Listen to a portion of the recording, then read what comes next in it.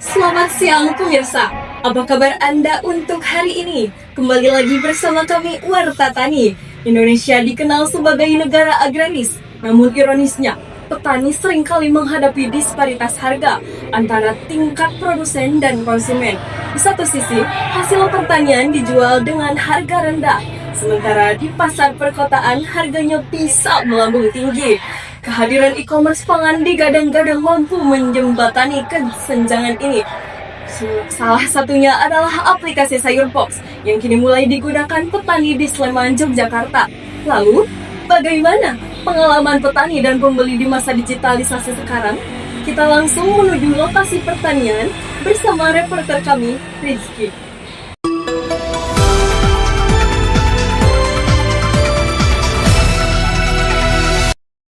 Selamat siang pemirsa. Saya sedang berada di Desa Cangkringan, Sleman, Yogyakarta. Sebagian besar petani di sini sudah beradaptasi dengan teknologi, salah satunya di sektor pertanian. Mereka memasarkan hasil panennya lewat e-commerce pangan, yakni aplikasi Sayurbox. Tidak lagi mengandalkan tengkulak maupun pasar tradisional. Sekarang saya sedang bersama salah satu petani yang menggunakan e-commerce pangan untuk memasarkan hasil tani mereka.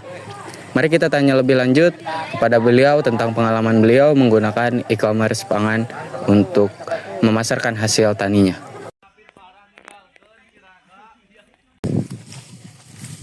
Permisi Mbak. Ya mas, Sebelumnya dengan Mbak siapa? saya Citra. Dengan Mbak Citra. Mbak Citra, apakah Mbak Citra pemilik lahan ini? Ya benar. Selanjutnya Mbak Citra memasarkan hasil taninya di pasar tradisional atau e-commerce Mbak? Nah kebetulan di sini saya memasarkan hasil pertanian saya lewat platform e-commerce yaitu Sayurbox. Saya akan menanyai lebih lanjut tentang aplikasi Sayurbox itu, apakah berkenan? Menurut Mbak, apa sih keunggulan dari kita sebagai para petani memasarkan hasil pertaniannya lewat e-commerce Mbak? Ya dengan kemajuan teknologi yang ada seperti yang ada di platform e-commerce, salah satunya itu Sayurbox. Nah saya itu memasarkan hasil pertanian saya di dalam aplikasi tersebut. Nah yang dulunya itu si harga sawi yang saya jual itu hanya dihargai sekitar 1.500 per kilogram saja jika lewat tengkulak. Padahal di pasar itu harganya bisa mencapai 5.000 per kilogram. Nah, dengan adanya aplikasi Sayurbox ini, harganya itu bisa lebih baik. Itu. Oh, berarti fluktuasi harga dapat terjaga gitu ya Mbak ya.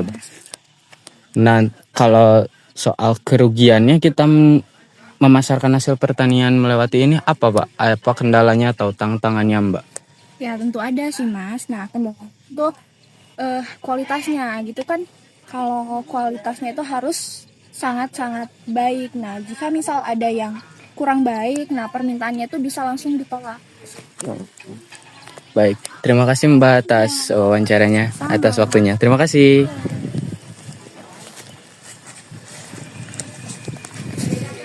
Itu dia tadi wawancara dengan salah satu petani yang menggunakan e-commerce pangan untuk memasarkan hasil pertanian dia.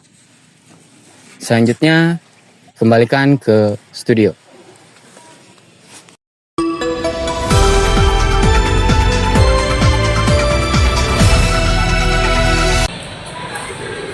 Terima kasih Rizky atas laporannya. Untuk mengetahui bagaimana pengalaman pembeli secara langsung, kita kembalikan kembali kepada Rizky.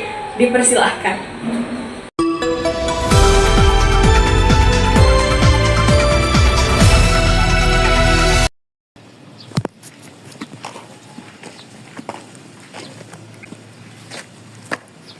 Bukan hanya para petani yang mendapatkan manfaat dari e-commerce tersebut. Konsumen juga kini lebih mudah mengakses hasil pangan dari petani dalam e-commerce tersebut.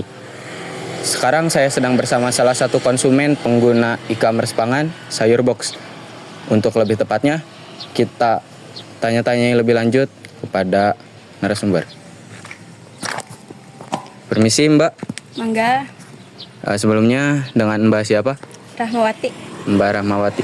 Betul Mbak Rahmawati ini suka membeli hasil pangan dari petani melalui aplikasi Sayurbox? Iya betul mas.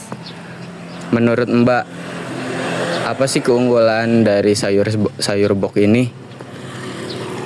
Soalnya lebih praktis, bisa dibeli di mana aja kan dari handphone. Terus harganya lebih transparan. Terus yang paling penting itu sayurannya itu langsung dari petani tanpa lewat perantara. Baik. Tapi menurut Mbak, soal harga langsung petani tradisional melewati pasar tradisional dengan e-commerce itu, apakah ada perbedaan, Mbak? Ada, kadang di e-commerce itu lebih murah, kadang lebih mahal. Yang penting itu kualitas dan kepraktisannya itu. Baik.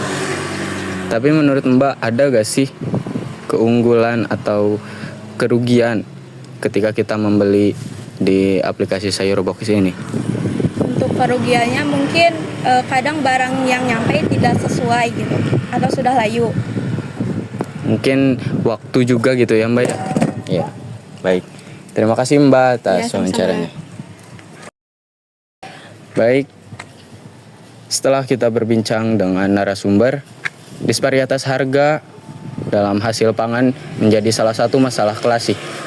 Namun, dengan adanya aplikasi sayur box ini dapat menjadi peluang besar untuk kestabilan harga pangan di sektor pertanian. Meski belum sempurna, aplikasi sayur box ini mendapatkan banyak sekali acungan jempol dari konsumen maupun petani. Sehingga lebih harus ditingkatkan lagi untuk mencapai kesempurnaan dalam e-commerce pangan ini. Mungkin segitu saja dari narasumber kami. Saya Rizky melaporkan dari Sleman, Yogyakarta untuk Anda. Kembali lagi ke studio.